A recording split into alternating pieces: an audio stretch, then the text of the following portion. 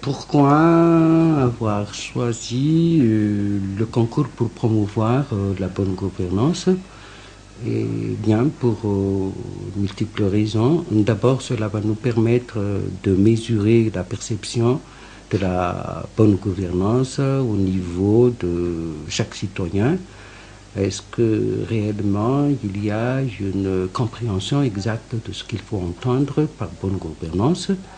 Et au cours de l'assistance d'un groupe, de la prestation d'un groupe théâtral, je me suis aperçu que la gouvernance n'est pas très bien comprise encore, parce qu'on a cru comprendre que bonne gouvernance signifie patriotisme. On peut être patriote sans pour autant pratiquer de bonne gouvernance dans la gestion des affaires publiques. Donc, cela justifie le choix. Ensuite, pourquoi? C'est que cela incite les gens à parler, à discuter, à débattre de la bonne gouvernance. Peu importe si on a compris ou on n'a pas encore compris ce que c'est exactement la bonne gouvernance, mais cela permet d'en discuter et d'apporter des réponses exactes sur la signification de la bonne gouvernance. Famaritako hoe bonne gouvernance raha hoe ny gouverner moa zany mety hoe raisina hoe mahafapo ny ampahany anankiray izay tokony ho lehibe ihany dia sans pour autant zany hoe mécontenter l'autre partie zany hoe mahafapo ny iray fa tsy mampihemotra tsy mampihetry ny anankiray dia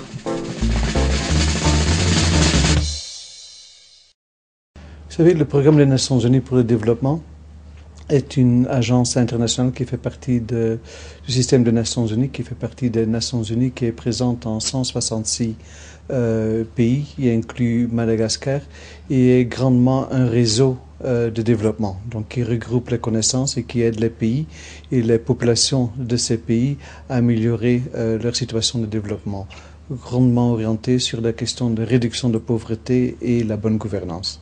À Madagascar, le PNUD qui est implanté presque depuis l'indépendance de Madagascar a toujours travaillé sur la bonne gouvernance, qui est naturellement un élément essentiel et qui a à faire avec beaucoup des aspects du processus de développement pour le pays. Maintenant, la gouvernance, c'est des aspects très très compliqués parce que c'est des aspects transversaux qui ont à faire avec la gouvernance économique, aussi avec la gouvernance politique et en fait la relation entre le gouvernement ou les gouvernants et ceux qui sont gouvernés. Donc en fait c'est une question de bonne citoyenneté, de participation citoyenne, de voir vraiment comment on peut établir des meilleures relations.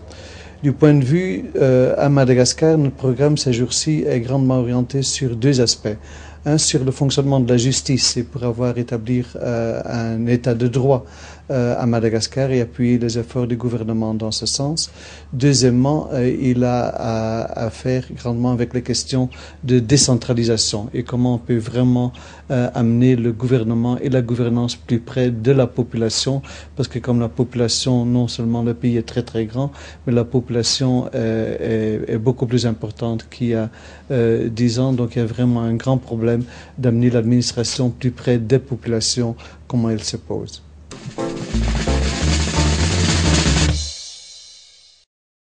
Lalako le fampiasana zaza tsy ampy taona le zaza latsaky ny 20 taona ampiasany ray aman-dreny noho ny tsy fisinana noho ny tereny zava-misy le zaza dia lasa miasa voatery miasa tsy fidiny ohatra hoe mandeha zazakely hitanao be dia be zao mandehandeha eny zaza moins de 10 ans efa mivarotra gazety. Misy koa zazakely ngambany ataontsika hoe 12 ans eo mikapa vato miaraka amin'ny mamany au lieu de hoe mandeha mianatra amin'ny fotoana rehetra. Tsy tokony mahagaga le satria le fiainana fa sarotra le fiainana. Izy koa ny manoloana ny zavatra ilainy rehetrarehetra na ny zavatra na ny akanjony fotsiny ohatra na ny kirarony fotsiny mbola tsy tenenina zany ny any atokantranony amin'izany no hany ny ameloman'ny zanany dia mamenatra ihany aloha le resaka be dia be zany ny ankizy vavy amin'izao lasa manao portion Plus izay koa le tsy fisiana asa.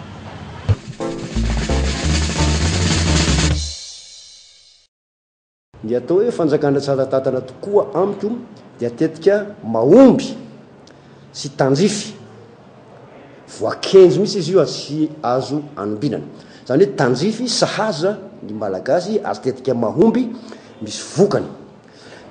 Anisany ihany koa anatiny eo dia hoe tetika tsy mitombina, zany hoe tsy manavaka, tsy mizarazara, tsy misy hoe momba ny asa na ny aroa fa tetika ikambanany be sy maro, tetika ifarombonana anjaisan'ny daholo be anjaikitra.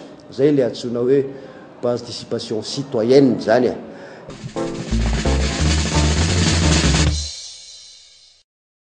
Ahoana fampafantarana ny vahoaka izany hoe fanjakana tsara tantana izany, ka nieritrereto ministère fitsarana dia hoe aleo aseho amin'ny vahoaka amin'ny alalan'ny teatra, ary izay no idiran'ny fikambanam-panao teatra malagasy, satria kanay dia hoe mba mila olona matianina, mba mila olona manatraikefa momba ny teatra, mba ampafantarana bebe koa zany hoe fanjakana tsara tantana izany.